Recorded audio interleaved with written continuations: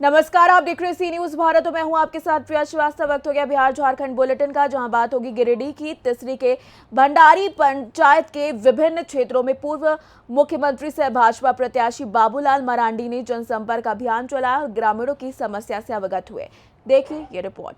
तिसरी के भंडारी पंचायत के विभिन्न क्षेत्रों में पूर्व मुख्यमंत्री सह भाजपा प्रत्याशी बाबूलाल मरांडी ने जनसंपर्क अभियान चलाया और ग्रामीणों की समस्या से अवगत हुए, जिसमें हर तरह से मदद करने के आश्वासन दिया।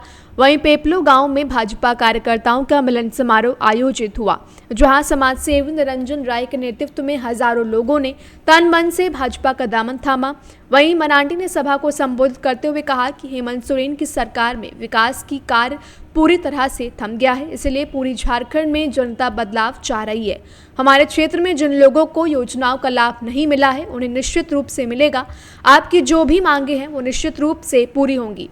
इसीलिए हम आग्रह करते हैं कि सभी लोग एक रहकर भाजपा के साथ काम करें और इतना अधिक वोट से जीतें जो दिल्ली तक चर्चा होनी चाहिए।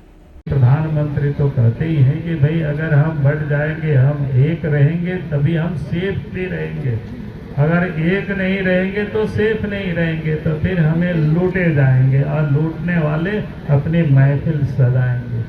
तो इसलिए हम सब लोग एक होकर के काम करें। और मैं निरंजन जी को बधाई देता हूं और आप सबको भी कि निश्चित रूप से सबसे तो नहीं किया होगा, लेकिन कुछ एक लोगों से तो इन्होंने भी चर्चा किए होंगे।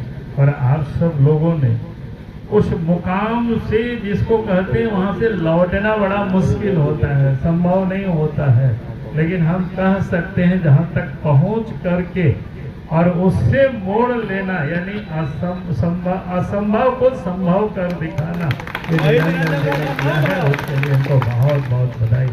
और आज तो मैं इतना ही सिर्फ कहूँगा कि निरंजन जी के कल सम्मान हुआ कि और आगे भी निरंजन जी की ही नहीं, आपके साथ जितनी नौजवान लोग काम कर रहे थे उन सब लोगों को भी वही सम्मान मिलेगा, उसमें कहीं कोई कमी नहीं होगी। मैं आप सबको इतना विश्वास दिलाना चाहता हूँ, क्योंकि इस समय तो चुनाव है और चुनाव में मात्र 2 दिन का समय बचा हुआ है, इसलिए 2 दिन तो इस काम में आप सब लोग लगा दें और उसके बाद जो सम्मान होगा सबों को सम्मान रखा जाएगा, सबों का ध्यान रखा जाएगा। उसमें से कोई आपको ये चिंता नहीं करनी होगी, हमारी चिंता है, सबकी चिंता है। और चूंकि ये तो अपना गांव घर का इलाका। गिरिडीह से सी न्यूज संवाददाता आनंद बरनवाल की रिपोर्ट। इसी के साथ रुक करेंगे अगली खबर का। जामुई में खाद्य एवं उपभोक्ता मंत्रालय के मंत्री चिराग पासवान ने प्रेस वार्ता की और उसमें हम एक हैं तो सेफ हैं के नारे का जोरदार प्रदर्शन किया। देखिए ये रिपोर्ट। जामुई में खाद्य एवं उपभोक्ता मंत्रालय के मंत्री चिराग पासवान ने प्रेस वार्ता में कहा कि हम एक हैं तो सेफ हैं का नारा जो प्रधानमंत्री नरेंद्र मोदी ने और यूपी के मुख्यमंत्री योगी आदित्यनाथ ने दिया है, उनकी बातों का जोरदार समर्थन किया। चिराग पासवान ने कहा कि मोदी ने गलत क्या कहा है, विपक्षी वालों जिस तरह से तोड़ मोड़ कर जनता में भ्रम फैलाने का प्रयास कर रहे हैं वह बिल्कुल गलत है। भारत विविधताओं का देश है और ये बात कोई नई बात तो है नहीं, हम लोगों को तो बचपन से सिखाया जाता है यूनिटी इन डाइवर्सिटी, और ये एकता की ज़रूरत है। और मैं तो समाज में किसी भी तरीके के बंटवारे का पक्षधर नहीं हूँ। मैं तो मानता हूँ कि भारत में सबसे पहले भारतीय हैं। मैंने जब बिहार में बिहार फर्स्ट बिहारी फर्स्ट का भी जब मैंने जिक्र किया तो ना मैंने हिंदू बिहारियों का जिक्र किया, ना मैंने मुस्लिम बिहारियों का जिक्र किया, ना मैंने अगड़ा बिहारियों का जिक्र किया, ना मैंने पिछड़ा बिहारियों का जिक्र किया, ना मैंने ऊंची जाति का किया, ना मैंने दलितों का। मैंने तो बिहार फर्स्ट बिहारी फर्स्ट का जिक्र किया। एकता का संदेश तो उसमें भी है। और प्रधानमंत्री जी बिल्कुल ठीक बोलते हैं कि अगर एक हैं तो सेफ हैं, बिल्कुल सही बात है। यही हमारी ताकत है। समर्थन कर रहे हैं ना। मैं बोल रहा हूँ कि इसमें इस सोच में गलत क्या है।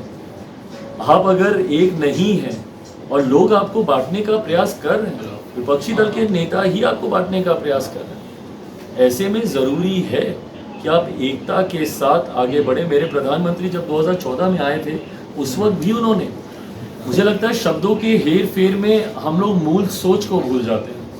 आप मुझे बताइए 2014 की वो सोच सबका साथ सबका विकास, क्या फ़र्क है उस सोच में और इस नारे में? वही सोच है ना, सबका साथ सबका विकास। उस वक्त भी उन्होंने 100-125 करोड़ देशवासियों का जिक्र किया, इन 10 सालों में आबादी बढ़कर 140 करोड़ की हो गई। आज वो 140 करोड़ देशवासियों का चिराग पासवान का दरभंगा में थे, एक बार फिर नीतीश कुमार जी ने प्रधानमंत्री का पैर छूने की कोशिश की। क्या नीतीश कुमार जी को कोई डर है क्या कि बार बार वो पैर छू लेते हैं? मुझे समझ में नहीं आता।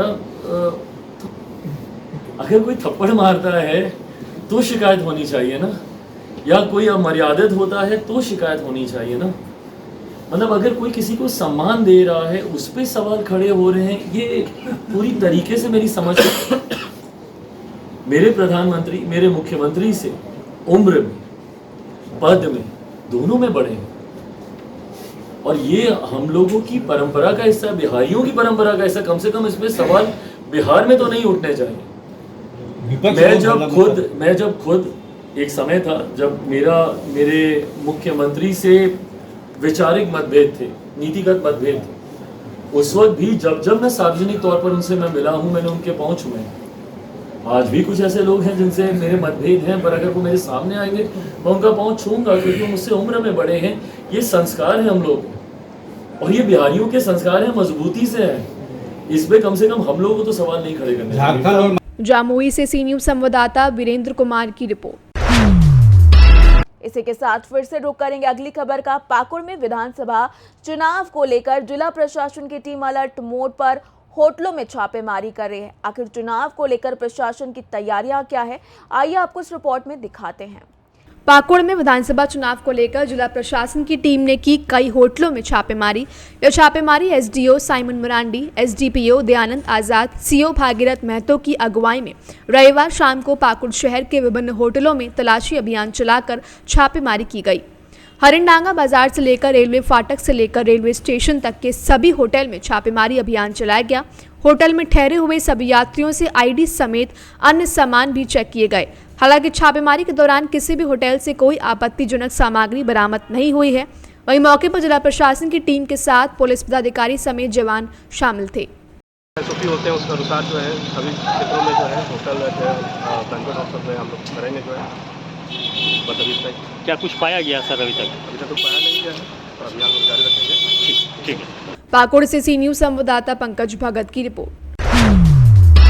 इसी के साथ रुख करेंगे पाकुड़ की ही अगली खबर की ओर, जहां एनडीए आजसू प्रत्याशी अजहर इस्लाम ने अपने परिवार के साथ जनसंपर्क अभियान चलाया। देखिए ये रिपोर्ट। पाकुड़ विधानसभा सीट से एनडीए आजसू प्रत्याशी अजहर इस्लाम ने अपने परिवार के साथ पाकुड़ सदर प्रखंड के सीता पहाड़ी गांव में जनसंपर्क अभियान चलाया। जनसंपर्क अभियान के दौरान सीता पहाड़ी गांव के हर मोहल्ले, हर कस्बे, हर टोले में अपने परिवार के साथ घर घर जाकर अपने पक्ष में लोगों से वोट करने की अपील की। इस बार अजहर इस्लाम ने क्या कुछ कहा, आइए आपको सुनवाते हैं। गाँव का प्रोग्राम करके मैंने जब आगे कालेज में गया, वहाँ पर मेरे जो भी भारतीय जनता पार्टी के कार्यकर्ता थे, वहाँ का मंडल प्रेस थे, सबसे बैठ के हम लोग अपना रणनीति बना रहे थे। मैंने निकला जब रात को निकलने के बाद होटल को घुसने से पहले एक ब्रिज पड़ता है, और काफ़ी सारा अंधेरा थे, अंधेरा में 2 व्यक्ति खड़ा था। तो जैसे गाड़ी रखने पहुँचा, गाड़ी में बम मार दिया गया। फिर पीछे से एक बम की आवाज़ मुझे और सुनाई दी। गाड़ी मैंने टेंशन में गाड़ी बढ़ा कर मैंने होटल को हटा उन्हें घुस के जो मेरे साथ साथी थे गाड़ी को रोक कर मुझे देखा कि मैं सही हूँ कि नहीं। मैंने सबको बोला मैं सही हूँ। उसके बाद मैंने वहाँ से उतर फोन लगाया। वहाँ के जो होटल में जो मेरे मंडल अध्यक्ष वापस जो है फ़ोन के फिर वो घर से दौड़ के आए। फिर वो ऑफिस में आए। ऑफिस में हम लोग वहाँ जो कार्यालय है वहाँ गए। जाने के बाद मैंने एस पी सर को फ़ोन किया, तुरंत पाकुड़ एस पी सर को। पाकुड़ एस पी सर के वहाँ तुरंत पहुँच के वहाँ पे जो थानेदार है, वहाँ पे जो एसडीपीओ है, वहाँ उन लोगों को फ़ोन करके बताया गया। सारे पुलिस ऑफिसर आए। उसके बाद जो घटना थी, घटनास्थल में जाके लोगों ने जाँच की। पाकुड़ से सी न्यूज संवाददाता पंकज भगत की रिपोर्ट। फिलहाल इस बुलेटिन में इतना ही। देश दुनिया की बाकी और खबरों के लिए आप बने रहिए सी न्यूज भारत के साथ।